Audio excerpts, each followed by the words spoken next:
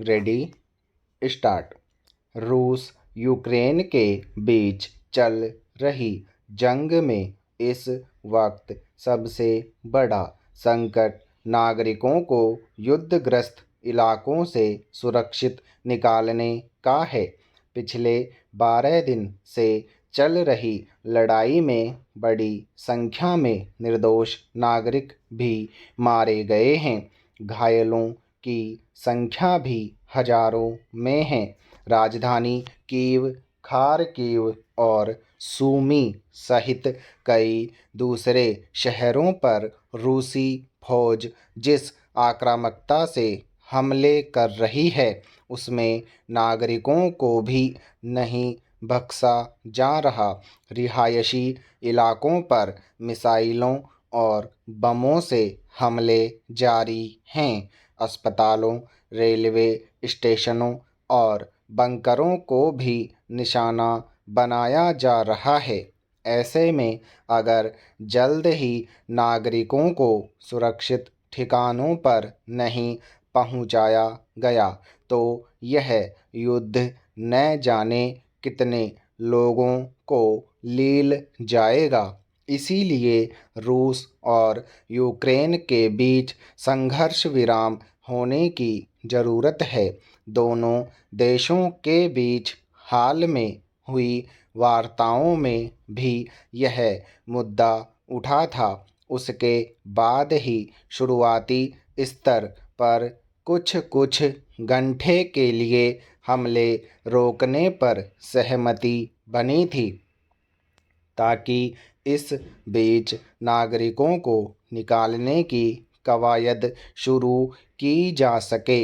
लेकिन इस तरह का संघर्ष विराम तभी संभव हो पाता है जब दोनों पक्ष इसकी शर्तों का ईमानदारी से पालन करें और नागरिकों की सुरक्षा को सर्वोपरि समझें।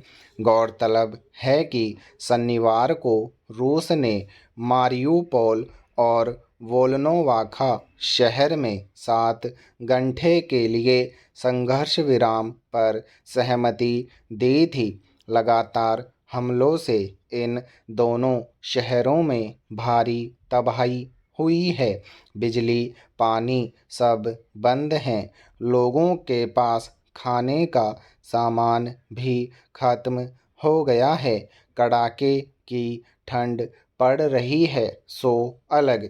ऐसे में बच्चे, महिलाएं और बुजुर्ग किन हालात में होंगे इसकी कल्पना सहज ही की जा सकती है। कमोबेश यही हाल रूस के दूसरे शहरों का भी है।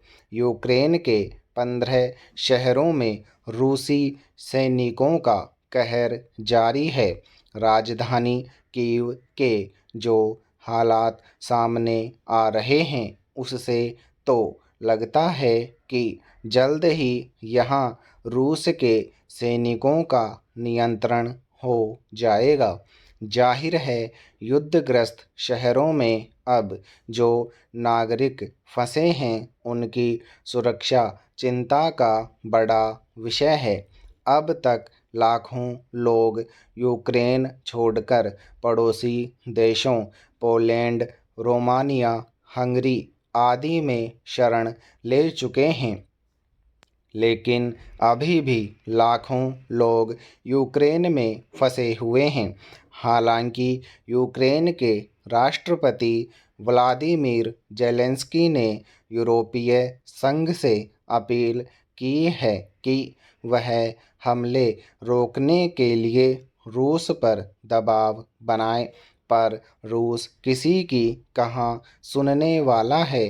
ज़ेलेंस्की इस हकीकत को भलीभांति समझ रहे हैं कि भले यूक्रेन रूसी हमलों का पूरी ताकत के साथ जवाब दे रहा है, पर वह लंबे समय तक उसके सामने टिक नहीं पाएगा।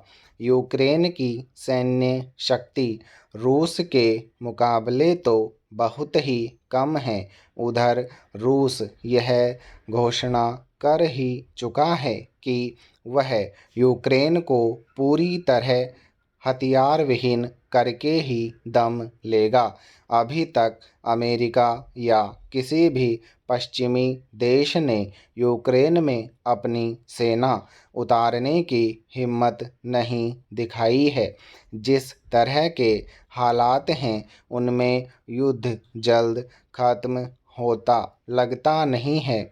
इसलिए नागरिकों को तबाही से बचाने के लिए रूस को ही बड़ी पहल करनी होगी और संघर्ष विराम की दिशा में कदम बढ़ाना होगा।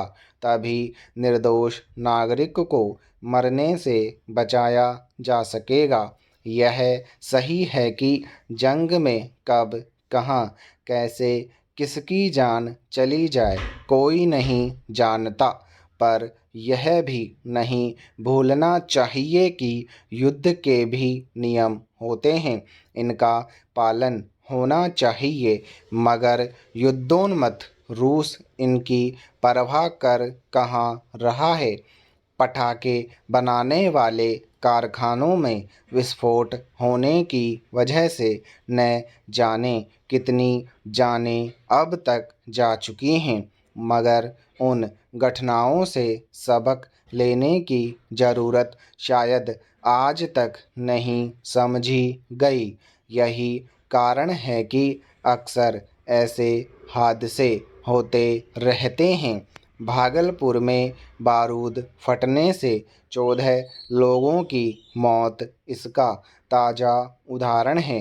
इस घटना में बारूद का प्रभाव इतना ज़बरदस्त था कि आसपास के 3-4 मकान भी ध्वस्त हो गए। हालांकि अभी बारूद फटने की वजह स्पष्ट नहीं हो सकी है, मगर कयास लगाए जा रहे हैं कि वहां काफ़ी मात्रा में बारूद जमा था। जिस जगह यह विस्फोट हुआ वह पुलिस थाने से कुछ ही दूरी पर बताई जा रही है। हालांकि देश में पर्यावरण प्रदूषण के मद्देनज़र पटाखों के निर्माण पर प्रतिबंध है। त्योहारों आदि पर हरित पटाखे बनाने और चलाने की ही अनुमति है, मगर शादी विवाह आदि के मौक़ों पर भी अब इस कदर आतिशबाजी का चलन बढ़ा है कि साल भर पटाखों की मांग बनी रहती है। ऐसे में पटाखे बनाने वाले कानून की नज़र में धूल झोंक कर इनका निर्माण करते रहते हैं। मगर भागलपुर की घटना को लेकर स्वाभाविक ही कई तरह के सवाल उठ रहे हैं। इतनी भारी मात्रा में बारूद वहां किस तरह और किस लिए इकट्ठा किया गया। भागलपुर यूं पटाखे के कारोबार के लिए जाना भी नहीं जाता। दक्षिण के शिवकाशी जैसे कुछ शहरों में पटाखों का उत्पादन भारी मात्रा में होता है और वहीं से पूरे देश में उनकी आपूर्ति होती है। जिन लोगों को पटाखे बनाने के लाइसेंस दिए जाते हैं उन्हें रिहायशी बस्तियों से दूर कारखाना स्थापित करने को कहा जाता है, मगर भागलपुर में सघन रिहायशी इलाके में यह बारूद जमा किया गया था। हालांकि कुछ लोगों ने बताया कि वहाँ पटाखे बनाए जाते थे, यानी उसके लिए लाइसेंस नहीं लिया गया होगा, तभी रिहायशी इलाके में वह कारोबार चल रहा था। मगर चोरी छिपे इतने बड़े पैमाने पर पटाखे बनाए जा रहे थे और पुलिस को इसकी भनक कैसे नहीं लगी। जांच कर रहे पुलिस कर्मियों का कहना है कि विस्फोट के बाद बारूद के नमूने कई किलोमीटर दूर तक बिखरे पाए गए हैं। स्टॉप।